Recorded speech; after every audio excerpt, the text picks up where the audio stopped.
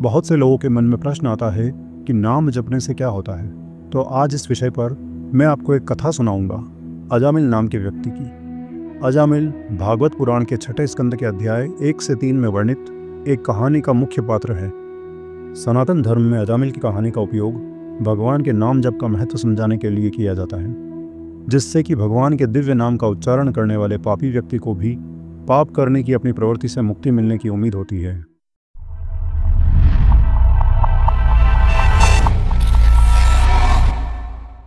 अजामिल का जन्म एक कुलीन ब्राह्मण परिवार में हुआ था और वह कान्यकुब्ज नगर का निवासी था। कान्यकुब्ज नगर आज के उत्तर प्रदेश का कन्नौज जिला था। अजामिल एक धर्मपरायण, सदाचारी, बुद्धिमान और भगवान विष्णु का परम भक्त था। अपने माता पिता के इस आज्ञाकारी पुत्र ने किशोरावस्था तक वेदों और शास्त्रों का अध्ययन किया। युवावस्था में प्रवेश करते ही एक दिन उसके साथ ऐसी घटना घटी कि उसका पूरा जीवन ही बदल गया।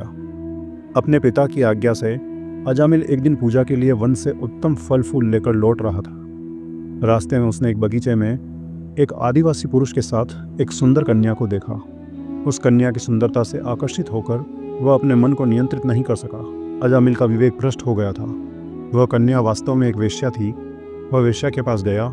उस पतित स्त्री के कुकर्मों से प्रभावित होकर वह अपने पत्नी को भी भूल गया और उसे त्याग कर उस वेश्या के साथ रहने लगा। अजामिल पूरी तरह से बुरी संगति के प्रभाव में था।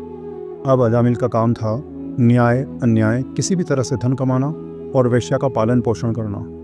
दूसरे प्राणियों को लूटकर धन लाने में उसे कोई संकोच नहीं था। धीरे धीरे वह पाप कमाते कमाते बूढ़ा हो गया। वेश्या से उसके 10 बच्चे हुए।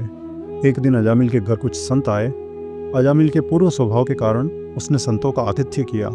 अजामिल ने आदरपूर्वक भोजन तैयार किया और संतों को भोजन कराया। रात्रि में संतों ने भजन प्रारंभ किया। अजामिल भी भजन में सम्मिलित हुआ। भजन के समय पश्चाताप के कारण अजामिल के आंसू बहते रहे। जाते समय संतों ने अजामिल को अपने छोटे पुत्र का नाम नारायण रखने को कहा। उनके अनुरोध पर अजामिल ने अपने छोटे पुत्र का नाम नारायण रखा। अजामिल नारायण के प्रति बहुत आसक्त था। अब उसका अधिकांश समय उस बालक के लाड़ प्यार में बीतने लगा। आखिर मृत्यु किसी को नहीं छोड़ती। अजामिल की मृत्यु का भी समय आ गया।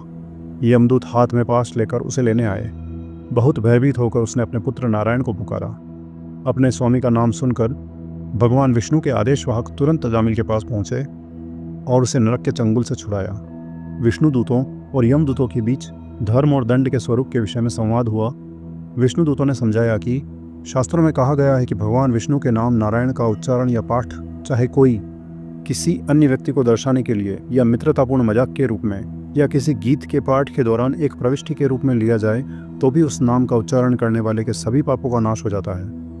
यमदूतों, जिस प्रकार अग्नि ईंधन द्वारा जाने अनजाने भस्म हो जाती है, उसी प्रकार जाने अनजाने भगवान का नाम जपने से मनुष्य के सारे पाप जलकर भस्म हो जाते हैं। पापी अजामिल को भगवान का नाम जपने से भगवान की कृपा प्राप्त हुई और अजामिल स्वर्गलोक का अधिकारी बन गया। मित्रों, अजामिल की कहानी हमें भगवान के नाम के जप में निहित शक्ति के बारे में बताती है।